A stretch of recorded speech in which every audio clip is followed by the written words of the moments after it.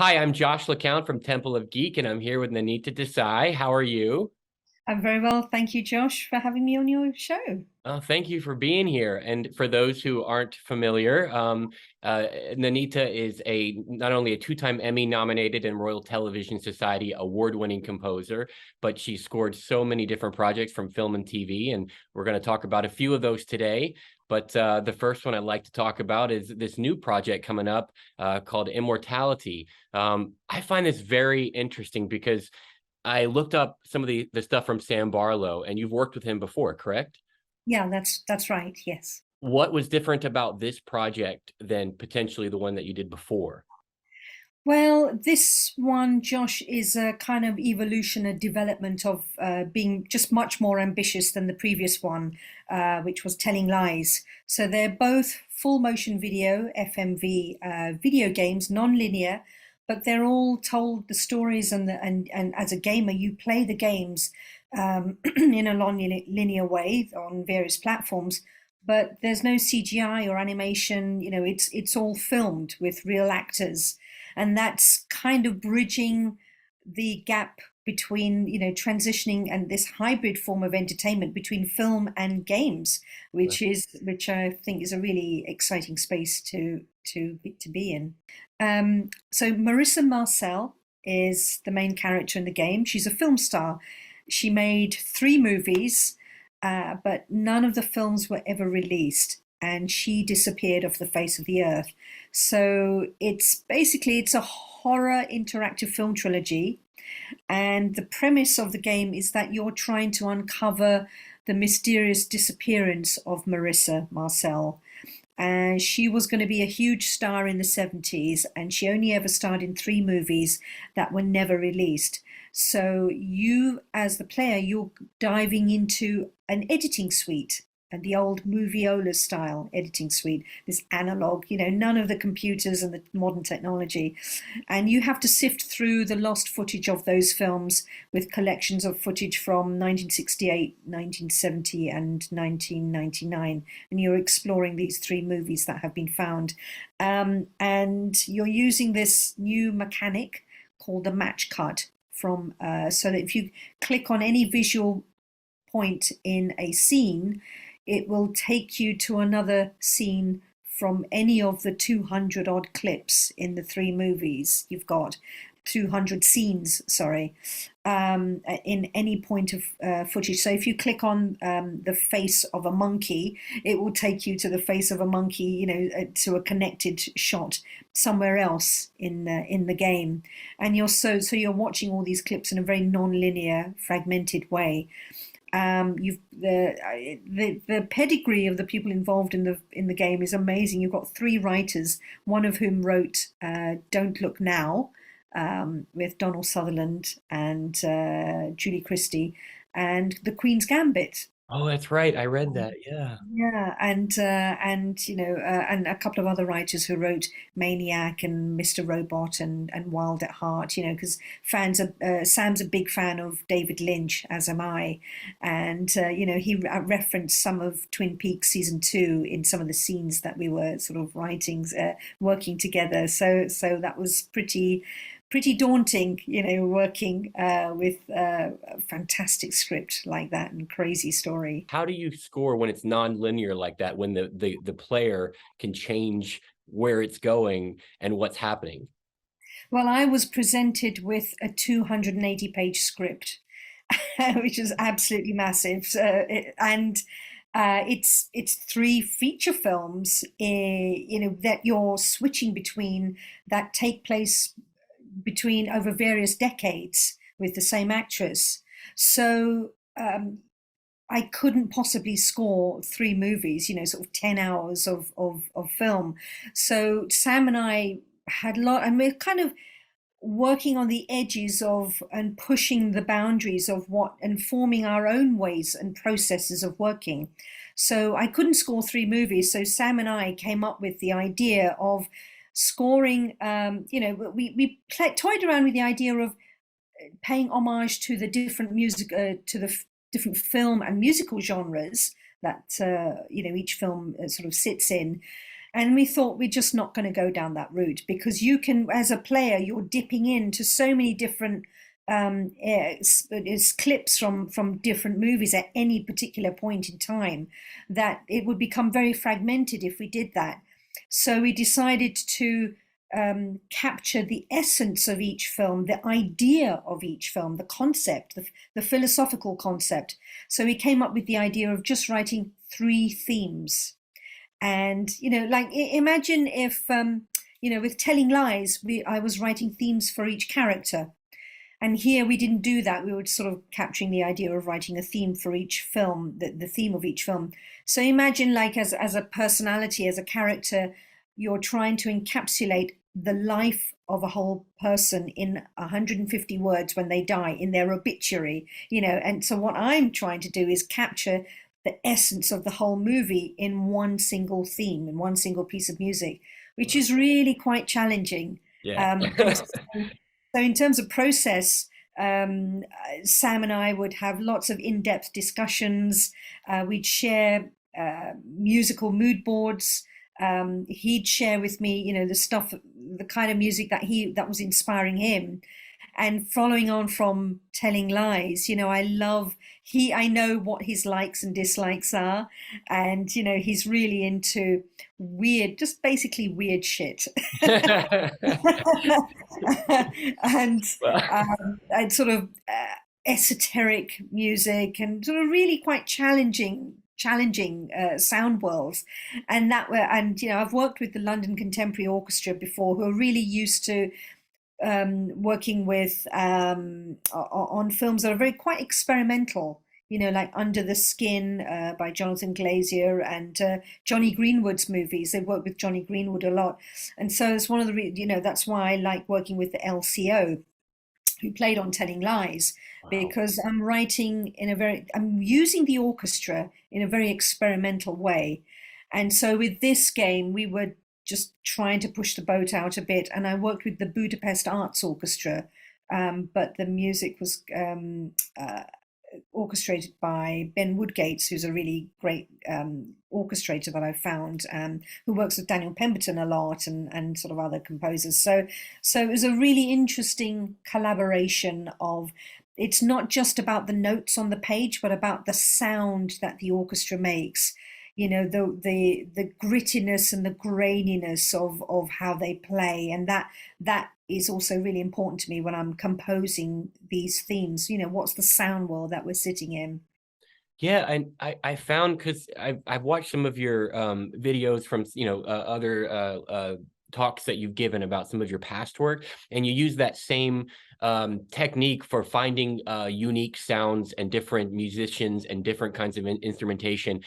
Like I saw one where you were talking about the accordion, the guy who plays the accordion with that rhythmically pattern.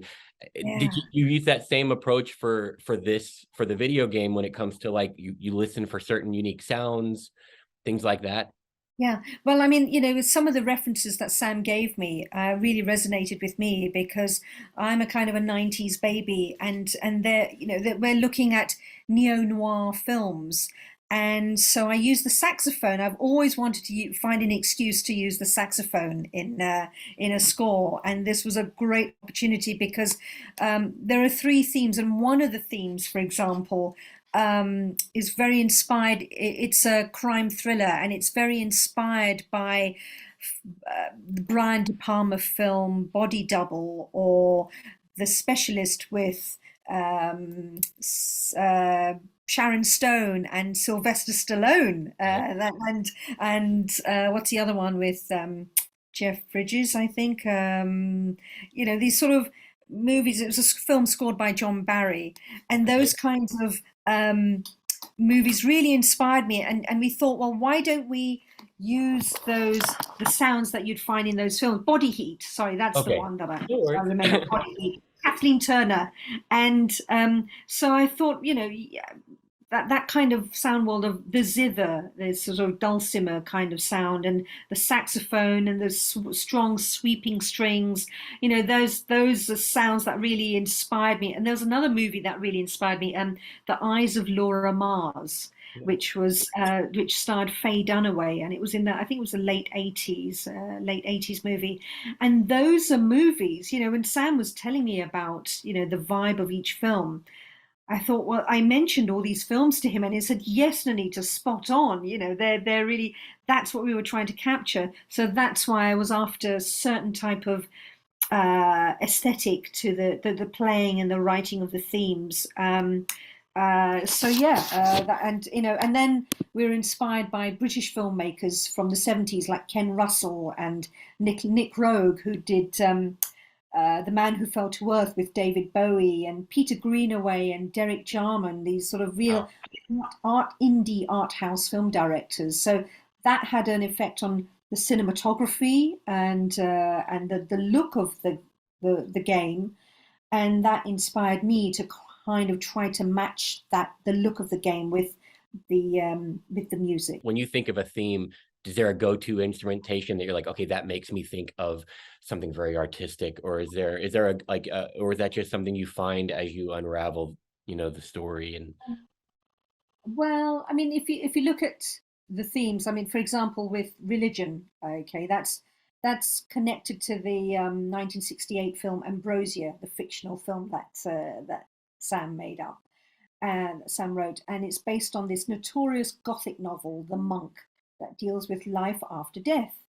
And so, that inspired, okay, Gothic, and that conjures up certain sounds and certain worlds. And then the description that Sam made, the essence of that theme, religion, is about um, something that's pure and abstract, and we're dealing with life after death and a purer spiritual existence that's removed from human suffering. Okay.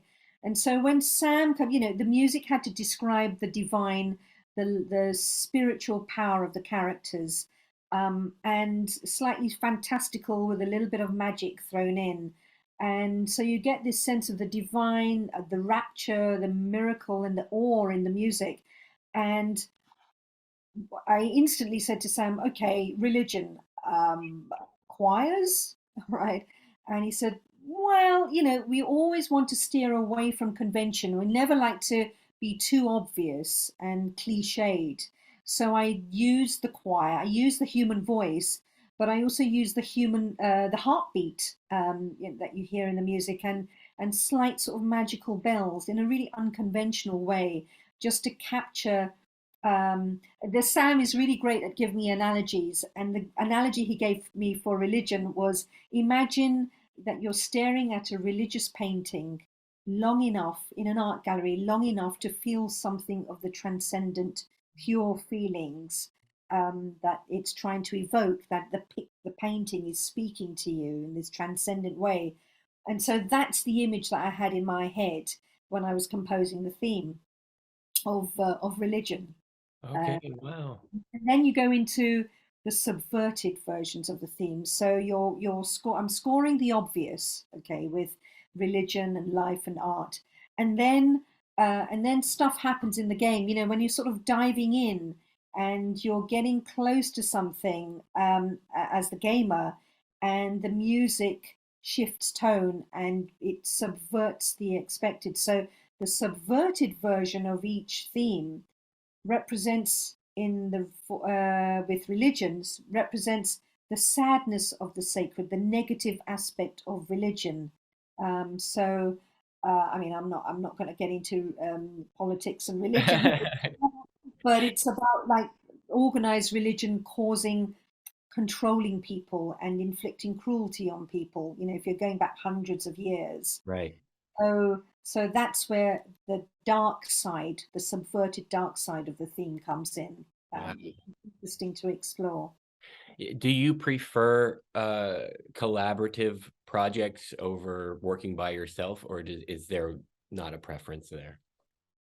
Well, my whole career, I've basically it's just been a series of collaborations with Right. film, TV, games, and I love working as being part of the jigsaw puzzle of a team, because it pushes me, being working with film, working with non, well, work with two types of collaborators, working with filmmakers who are very visual, and it's all about the story.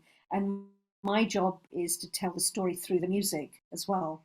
And then the other collaborators are the musicians that I cherry pick and handpick for my projects, and orchestrators and mixers and musicians that I love. It's like a director auditions actors for their projects.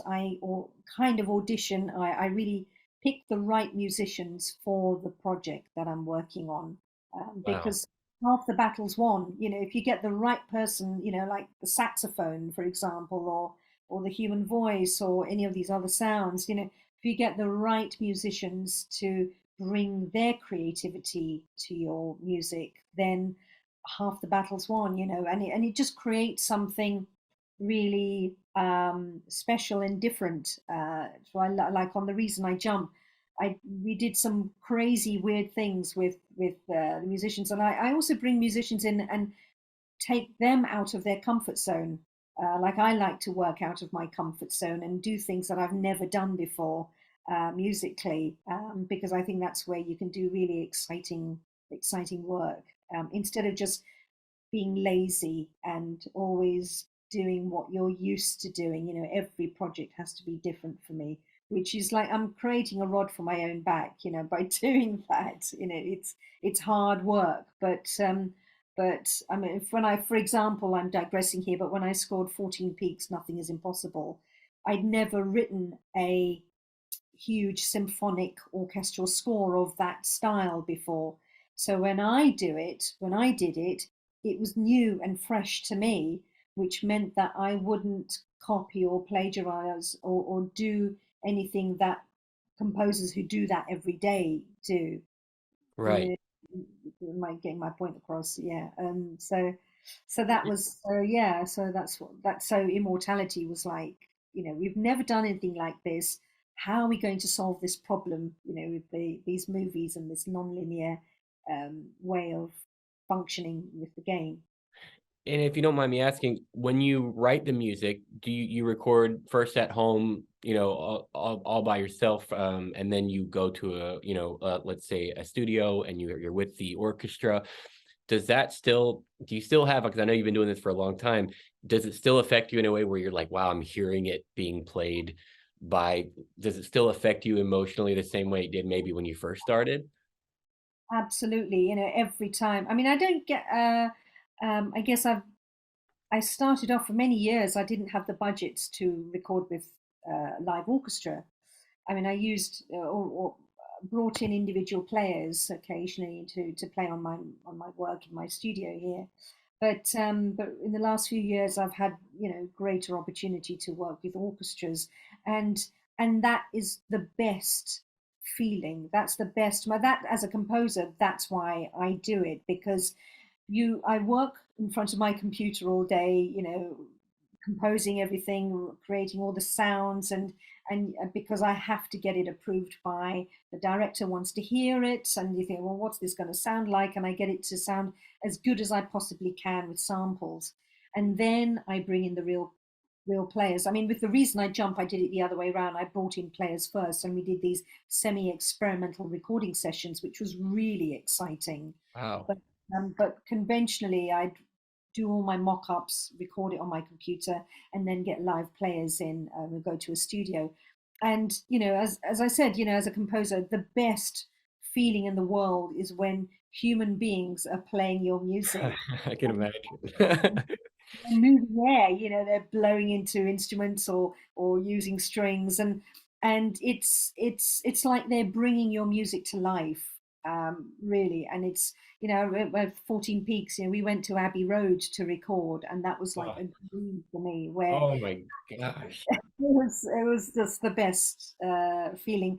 And you're having 30 musicians or 40 musicians expressing your music emotionally, and just literally bringing it to life, and they're interpreting the notes on the page, these sterile notes on the page, and just making it sound like making it, that connection with the audience is so much more emotive when you have real players, you know performing your work. Do you find it more difficult when you're writing without the visuals compared to having like the actors there and you can see it, you can feel it? Do you find it difficult when you're writing? I believe I heard a term once where you had mentioned it, writing blind. And how do you handle that when you're, if let's say you're struggling with finding what you're looking for in those moments? Um, yeah, I mean, I'm very visually inspired as a composer. You know, you can throw images at me, even if it's like, you know, obviously I get rough cuts and I get scenes from the movies and I get, you know, picture log and I have that on my, you know, in front of me and I'm composing and that the images speak to me, you know, in a very visceral way, and I know what to write, you know, in terms of the emotions normally, but on a video game like this, you know, with Immortality, I'm just presented with a script and just working from the words on the page. That I found tradition, you know, more challenging. And it's a bit like reading a book. You can conjure up all these images in your mind, and that, in that sense, it's actually very liberating because my mind can be creatively very free, and I can do all sorts of things, you know. So I like to work both ways. I like to come on board very early on where I'm not working with images because then I can, like on The Reason I Jump, I was writing a lot more music where I was writing loads of material and I didn't know whether it would work or not within the context of the film. And the director would just inspire me by talking and saying, you know, think of this and that, and, you know, come up with lots of ideas. And I would just go off on a track tangent and come up with some crazy musical ideas, not knowing if it would work. And then when we get to the editing stage, or, you know, implementing the music in the game, or I get the artwork from the game, or, you know, the rough cut of the film, the they'll start putting the music to picture, and then they send it back to me and I go, wow, I had no idea you would use that piece of music there, and look how it works so successfully. Or the opposite, where I go, this isn't working, you know, and we all go in thinking this will be really interesting, and then it doesn't work, and that's okay. You know, it's like throwing mud against the wall, and sometimes it works and sometimes it doesn't. And I love I love the process of that collaboration, of just experimenting and trying things out. But you can only do that if you're brought on early on enough in the process. And you are a singer as well, and you've written pop songs as well, and you've written one for this. What was that like? Well, one of the movies in the game, she plays Marissa, actually sings, and she auditions for a role. And so Sam wanted me to write a cheesy early to mid 90s pop song. And because I'm a kind of a 90s baby, I was a huge fan of early Madonna and Britney Spears, Hit Me Baby, you know, and those classic, what are now classic songs. So I said, please, you know, I would love to write a song pays homage to that, and the character sings it in the film, and she auditions to just an acoustic guitar version of the song. So I wrote this cheesy song called "The Two of Everything," and it's Sam wanted it to be really catchy and poppy, and so that's where that song came from. And I did an authentic 90s arrangement, you know, with all the old synthesizers of the day and the drum machines, and the lyrics. You know, Sam gave me some ideas for related to the story, and but we didn't want to be too on the nose with it and give away the story either. So he gave me some lyrics, and I said, but they're really cheesy, you know, and so I worked with them and wrote the melody, and I sort of changed things a bit and got in a lot of rhyming of words. And I just love writing songs. It just that kind of song. It just it's just so much fun to go out of my comfort zone and write like that. Now, when you write pop songs, do you do the melody first and then make the lyrics match, or do you like to do it the opposite with lyrics first and then? Well, I've written a couple of musicals, documentary musicals in the past, you know, writing in different musical genres, mainly sort of pop genres. And for me, with those musicals, I wrote the lyrics as well. And I wrote the lyrics and the music at the same time. It kind of both feed into each other and come together as one. But here, Sam gave me some rough guide lyrics of what he was trying to convey. So I tried to work around them as best I could. And that was more of a challenge for me because I wanted to do things musically. So I thought, no, I'm going to have to change the words here, you know. So we were sort of like going toing and froing a bit, which was quite fun. And so yeah, so I got the lyrics first, a bit like I don't know Tim Rice and Elton John, All where right. well, you know, Elton John writes the lyrics and he crafts music out of it. So yeah, who knows? We'll see if we can maybe I don't know release this as a single. It would be great fun for it to become a people sort of this is like an undiscovered hit from the 90s. Really Yeah, fun. that's awesome. I also have another question. I always like to ask composers who influenced you when you were growing up. I mean, I have so many different influences, you know, right across all the different musical genres. But I mean, if we're staying in the pop world, you know, I grew up, you know, listening to Michael Jackson and Stevie Wonder and John Lennon and you know, the Eurythmics and sort of the synth pop of the day, and of course the Madonnas, the George Michaels, you know, all the sort of sugar coated pop stuff. Mhm. But I also loved film music, and I just, you know, my first album that I ever bought or soundtrack was Ennio Morricone's The Good, the Bad, and the Ugly. That was given to me as a present, and you know, James Horner and Thomas Newman in terms of film score, Hans Zimmer, you know, a lot of great, all the great film composers. I'm a huge fan of. I was just inspired, a big influence on me was Peter Gabriel, one of my sort of early influences, you know, and his sort of the way that he brought world music to the popular consciousness of, you know, mainstream audiences. I mean, he wrote the score for The Last Temptation of Christ, The Passion, which was directed by Martin Scorsese, and that was that listening to that album just blew my mind when I heard it, and that that helped me dive into the world of world music and other musical cultures as well. So, you know, sort of North African music and Asian and indigenous music, and you know, music from all over the world, and so I've used that um, in my work as well. You know, I sort of in my early years, I was getting a lot of work and being known for writing music that was influenced by ethnic, you know, different cultures. And as a child, I learned Indian classical music, sort of the sitar and the tablas. So and at school, I played the violin in the school orchestra, and I sang in school choirs and sang in Latin choirs. So it's just a real sort of melting pot of different, you know, influences and sounds. And even today, I would just soak up listening to all sorts of music. And did you always know that you were going to be a composer, or do you have a specific memory where you know where that kind of clicked, where you were like, I want to compose, or you know, was it a natural progression? I think when I was about 10 years old,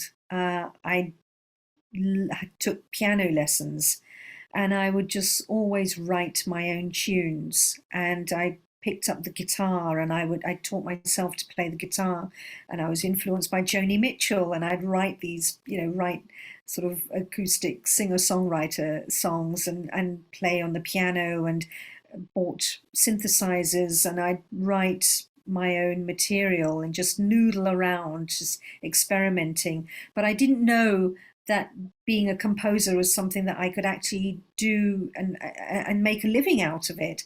So I was really into sound and the technical, the geeky side of, you know, engineering and so on. So I became a sound designer, and then from that I was really interested in music engineering. So and Peter Gabriel was a big influence on me, as I said. So Daniel Lanois and Brian Eno, I loved all the production of their albums, and that sort of introduced me to the music of all the artists that they were producing.